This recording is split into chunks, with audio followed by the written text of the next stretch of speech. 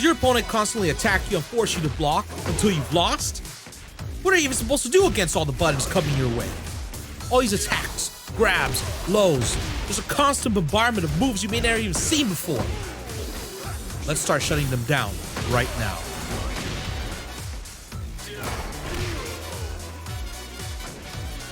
Before we get started, I recommend watching this video I made covering the idea of frame data. Having some knowledge about how frame data works and some of the terminology will help you get started with punishment training. Alrighty, on to the video.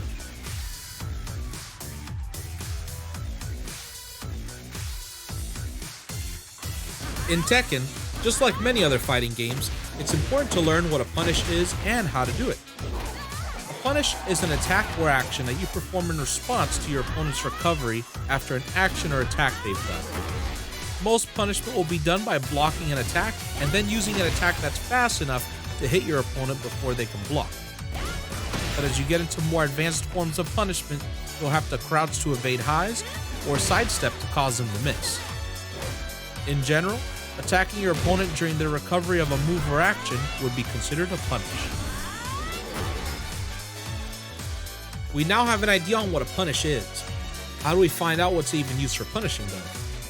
I found two easy ways to get you started. The first one would be to check out this character starter guide by AppPlay. It has every character's basic punishment attacks as well as some other useful information. Another helpful way to get started would be to go into the training mode and open up punishment training. This can be found under your practice settings menu. While we're on this menu, let's go to display settings and set player frame info to display as well as command history. And even though player attack info can help us with learning punishment, for using punishment training, I recommend setting it to hide so we can clearly see the frame data display. Now we can go into punishment training. It'll have a normal and hard difficulty.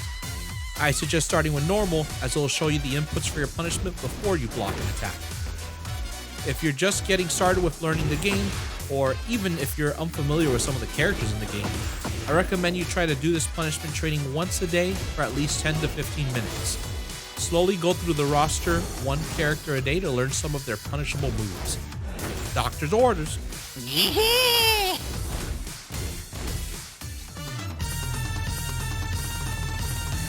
We got the moves, now let's use them. When I block an attack, even if I have no idea about its frame data or just about anything else this move has going on, I like to at least try to punish it to start figuring stuff out. Depending on my opponent, I may start off by trying to hit them with a 10 frame punish. Then, if that worked, I'd bump it up to the next slower but more damaging punish. I would continue this until I find the max I can deal to my opponent for getting their move blocked. Some moves leave them in recovery so long, you can literally launch them for a full combo. If you're pretty certain your opponent doesn't know how to punish, you can do this method in reverse and start with your launcher first, working your way down to faster punishes until one of them can connect. Warning! There are moves in Tekken that will leave your opponent with frame advantage on block.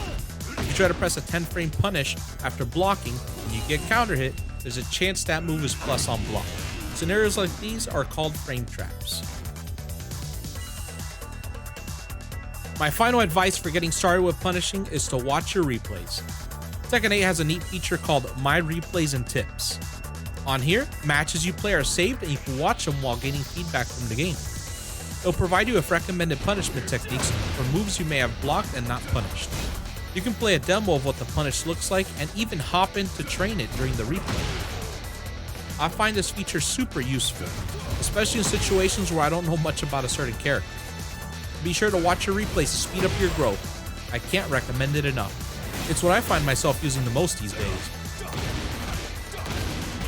If you enjoyed the video and found it helpful, be sure to give it a like and share it with your friends. And if you'd like to see more content like this, be sure to subscribe. Thank you for watching and good luck on your training.